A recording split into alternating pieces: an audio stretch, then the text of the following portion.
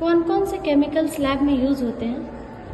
Chemistry lab में जो basic chemicals हैं क्लास 10th से लेके 12th तक के, 9th भी बोल सकते हैं, 9th क्लास के भी प्रैक्टिकल होते हैं।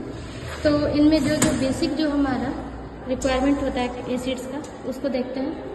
बहुत सारे एसिड्स ऐसे हैं जो प्रेजेंट नहीं भी है, तो फिलहाल मेरे पास जो है वो मैं आपको दिखाती हूँ।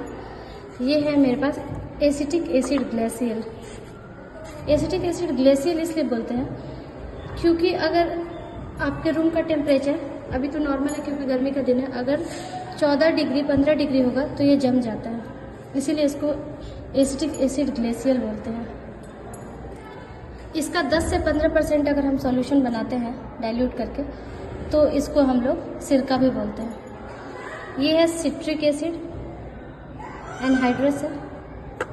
ये है सोडियम क्लोराइड, खाने वाला नमक है। इसका भी बहुत यूज़ होता है, जैसे क्लास 9th का जो एक्सपेरिमेंट्स होते हैं जिसके अंदर हम बताते हैं ट्रू सॉल्यूशन बनाना, उसके अंदर सोडियम क्लोराइड का यूज़ होता है।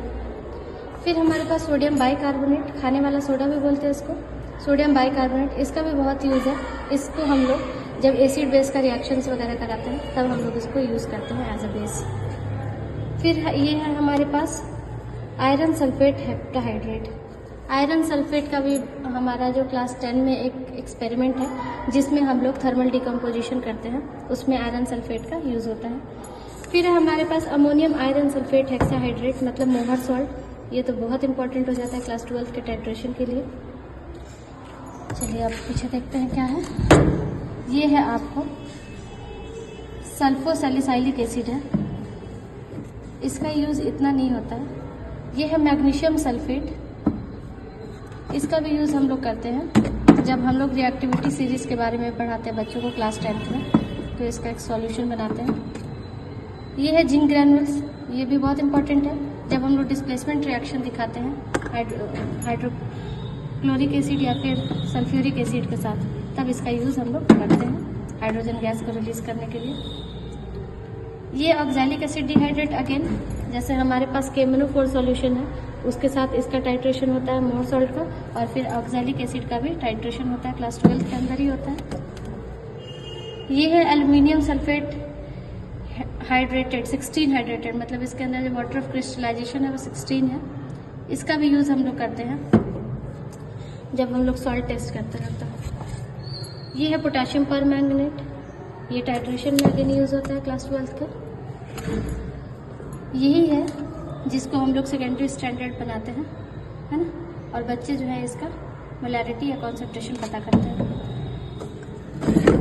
फिर ये है पोटेशियम हाइड्रोक्साइड फ्लेक्स, ये हमारा एक बेस है, स्ट्रॉन्ग बेस, जब बेस का रिएक्शन कराते हैं तो उसमें ये यूज़ होता है।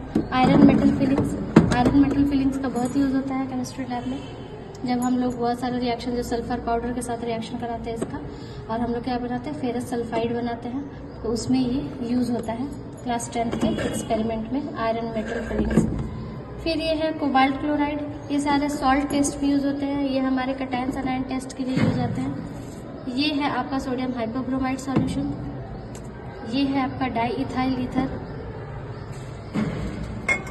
ये है ब्रोमीन वाटर, ये है sulphuric acid 98% strong sulphuric acid है कॉन्सेंट्रेटेड, ये भी सल्फ्यूरिक एसिड है कॉन्सेंट्रेटेड। ये हाइड्रोक्लोरिक एसिड है कॉन्सेंट्रेटेड। ये है हमारा डिस्टिल्ड वाटर जो कि बहुत बहुत इंपॉर्टेंट हो जाता है जब हम कोई भी तरीके का सॉल्यूशन प्रिपेयर करते हैं। तो बेसिकली ये सारी चीज़ें यूज़ होती हैं केमिस्ट्री लैब में, और भी बहुत सारे केमिकल्स हैं, जब आएंगे तो उसके ऊपर भी वीडियो बना के डालूंगी।